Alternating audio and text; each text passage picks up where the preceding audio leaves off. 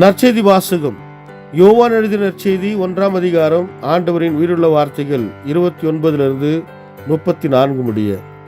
மறுநாள் இயேசு தம்மிடம் வருவதைக் கண்ட யோவான், இதோ கடவுளின் ஆட்டுக்குட்டி, ஆட்டுக்குட்டியாம் இவரே உலகத்தின் பாவத்தை போக்குபவர். எனக்கு பின் வரும் இவர் என்னை விட முன்னிடம் பெற்றவர், ஏனெனில் எனக்கு முன்பே இருந்தார் என்று நான் இவரை பற்றியே சொன்னேன். இவர் யார் என்று எனக்கு தெரியாதிருந்தது, ஆனால் இஸ்ரேல் மக்களுக்கு அவரை வெளிப்படுத்தும் பொருட்டே நான் வந்துள்ளேன். தண்ணீரால் திருமுழுக்கு கொடுத்தும் வருகிறேன் என்றார். தொடர்ந்து யோவான் சான்றாக கூறியது, தூய ஆவி புறாவை போல வானிலிருந்து இறங்கி இவர் மீது இருந்ததை கண்டேன். இவர் யார் என்று எனக்கு தெரியாதிருந்தது, ஆனால் தண்ணீரில் திருமுழுக்கு கொடுக்கப்படும்படி என்னை அனுப்பியவர், தூய ஆவி இறங்கி யார் மீது இருப்பதை காண்பீரோ அவரே தூய ஆவியால் திருமுழுக்கு கொடுப்பவர் என்று என்னிடம் சொல்லியிருந்தார். நானும் கண்டேன், இவரே இறைமகன் என சான்று கூறி வருகிறேன். இது கிறிஸ்து வழங்கும் நற்செய்தி. கிறிஸ்துவே உமக்கு புகழ்.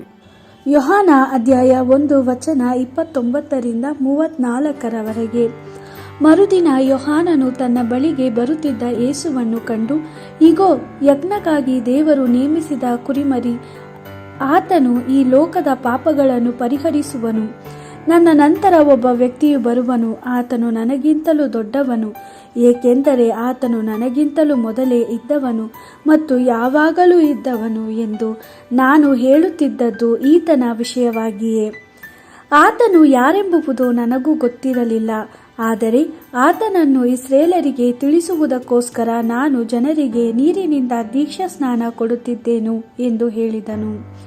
ಇದಲ್ಲದೆ ಯೋಹಾನನು ಸಾಕ್ಷಿ ಕೊಟ್ಟು ಹೇಳಿದ್ದೇನೆಂದರೆ, ಆತನು ಯಾರೆಂದು ನನಗೂ ಗೊತ್ತಿರಲಿಲ್ಲ, ಆದರೆ ಜನರಿಗೆ ದೀಕ್ಷಾಸ್ನಾನ ಕೊಡಲು ನನ್ನನ್ನು ಕಳುಹಿಸಿದಾತನು ನನಗೆ, ಪವಿತ್ರಾತ್ಮನನ್ನು ಇಳಿದು ಬಂದು ಒಬ್ಬ ವ್ಯಕ್ತಿಯ ಮೇಲೆ ನೆಲೆಸುವುದನ್ನು ನೀನು ನೋಡುವೆ.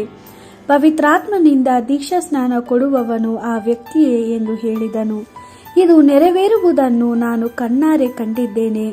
ಪವಿತ್ರಾತ್ಮನು ಪರಲೋಕದಿಂದ ಪಾರಿವಾಳದ ರೂಪದಲ್ಲಿ ಇಳಿದು ಬಂದು ಆತನ ಮೇಲೆ ನೆಲೆಸುವುದನ್ನು ನಾನು ನೋಡಿದ್ದೇನು. ಆದ್ದರಿಂದ ಆತನೇ ದೇವರ ಮಗನೆಂದು ನಾನು ಜನರಿಗೆ ತಿಳಿಸುವೆನು ಎಂದನು. ದೇವರ ವಾಕ್ಯವಿದು. ದೇವರಿಗೆ ಕೃತಜ್ಞತೆ ಸಲ್ಲಲಿ. Gospel according to John chapter 1 verse 29-34. The next day John saw Jesus coming towards him and said, "Look, there is the Lamb of God who takes away the sin of the world. It is he of whom I said, a man comes after me who is already ahead of me, for he was before me. I myself did not know him, but I came baptizing with water, so that he might be revealed in Jerusalem." And John also gave this testimony, "I saw the Spirit come down on him like a dove from heaven and rest on him. I myself did not know him, but the one who sent me to baptize told me, the man on whom you see the Spirit come down and rest is the one who baptizes with the Holy Spirit. Yes, I have seen and I declare that this is the Son of God." The Gospel of the Lord. Praise to you, Lord Jesus Christ.